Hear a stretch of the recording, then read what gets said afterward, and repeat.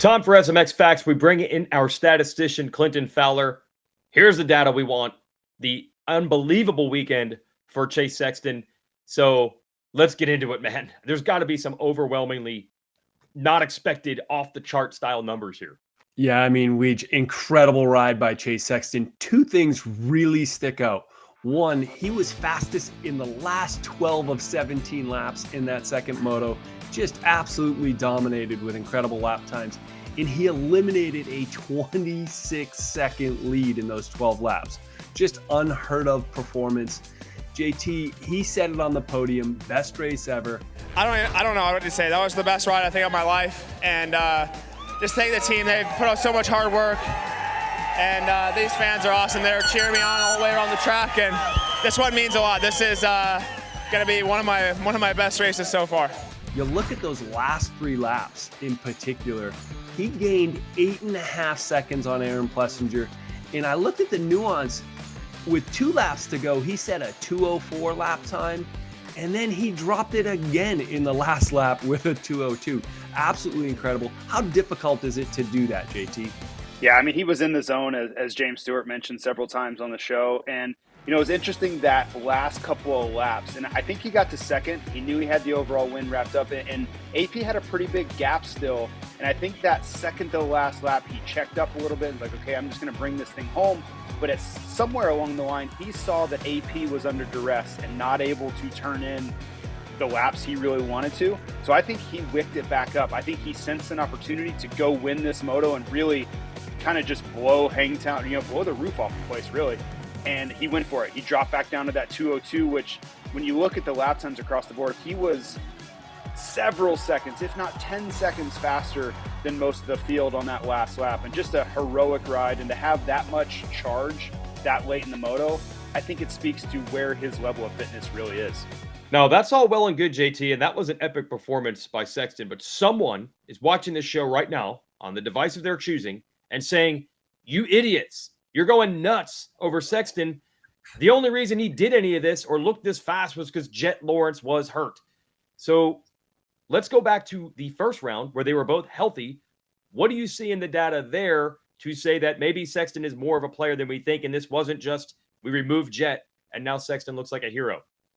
It would be a fair statement. Jet was hurt there in Hangtown, but he's been fastest. Sexton's been fastest in 3 of the 4 motos. So it wasn't just Hangtown. He was also fastest in the second moto at Fox Raceway. And he was really good at Fox Raceway. And you compare that to last year. Last year, he was only fastest in 4 total motos through the whole season. So it's clear that Sexton's speed is better than where it was last year.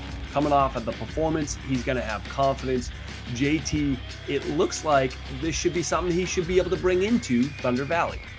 Well, that is the question for Chase. And I think he needs to take that data, really lean into the fact that he has been the fastest guy through all 4 motos, because I don't believe that it's necessarily been Chase can't ride well enough. He's not the same guy that he was in 2022. I think it's been a confidence thing. I think he's been asking himself the same question week in and week out is, can I actually beat Jet? Can I beat this kid who has come in and taken the sport by storm? And that's never a good place to be. These riders feed off of confidence, and they have to be the most assured person in the room about their own ability. This weekend should have helped Chase with that very question. And as we go to Thunder Valley, as you mentioned, I think he needs to go in saying, listen, I've been the fastest guy through 4. I've only won 2, but guess what? The fastest guy usually wins, and I'm going to take it from here. We go to the 250 class. I feel like maybe a little bit similar scenario here. Haiden Deegan trying to establish himself, Clinton, as like, I'm the guy in this class. What are you seeing there? Yeah, Weege, it really impressive change between the Supercross season and Pro Motocross. And on one hand, it's obvious as day, right? He's won 3 of 4 motos. But it's the speed behind those victories that's really impressive. In Supercross, his average fastest lap rank was 7th. In Pro Motocross, it's 2nd, and that's a series leading 2nd. He's obviously done great in Supercross, but the speed was somewhat inconsistent. He was fastest in Indy and in Foxborough. In Foxborough, he won. Great dominating performance. But he's also been 6th at a place like Daytona and then finished off the podium. And even at the East-West Showdown in Salt Lake City, where he won, he was still only 4th fastest.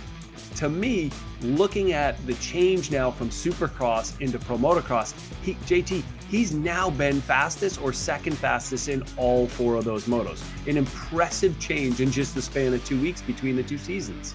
Yeah, I mean, he certainly has more confidence in Pro Motocross, and I think that was gained last summer. You know, you could argue about the skill sets. I think they're pretty close to one another, but he feels like this Pro Motocross Championship is his for him to lose. And right now, outside of a crash, I don't think that anybody could say, yeah, I can beat Deegan, right? Why would they say that? Because he looks like he's been the best guy. He's qualifying really well. You watch him in early laps. He looks like he has the most confidence. So I don't see why he wouldn't continue his winning ways from here. Okay, that's a look inside the data, but the future is still unknown. Even the best mathematical minds, past performance does not indicate future results. We can only find out this weekend in Colorado. Okay, as we wrap this show up, one more reminder of how to watch the next round of the Super Motocross World Championship this weekend, Thunder Valley in Colorado outside of Denver. First, come join us in person. A very underrated round, a really fun place to hang out, and the track usually lends itself to some good racing as well. We'll have qualifying coverage as always. That's Race Day Live presented by motosport.com. That'll be at noon Eastern. And then Peacock and SMX Video Pass, as always, is the place to watch that and all the motos live and our post-race show live. And that'll start at 3 o'clock Eastern and continue past 7 o'clock Eastern time if you want to watch all the racing. 450s will race first. They'll race their first motos and second motos first this weekend. 250s will go second. And we also want to mention again that NBC window. That will be the second 450 moto and the first 250 moto, and that'll happen at 4 o'clock Eastern time. So tell your friends, check it out on NBC for 2 hours on a Saturday afternoon, or just watch everything on Peacock or SMX Video Pass. JT, I don't know if we're going to have another race with this level of anticipation and drama coming in maybe all year. This is a fantastic setup, especially to have some coverage on NBC Live. Hi folks, Lee Diffie from NBC Sports here. If you truly enjoyed what you just watched, you can get more news, interviews, and highlights by subscribing to the Motorsports on NBC YouTube page. You can get it all, so go for it.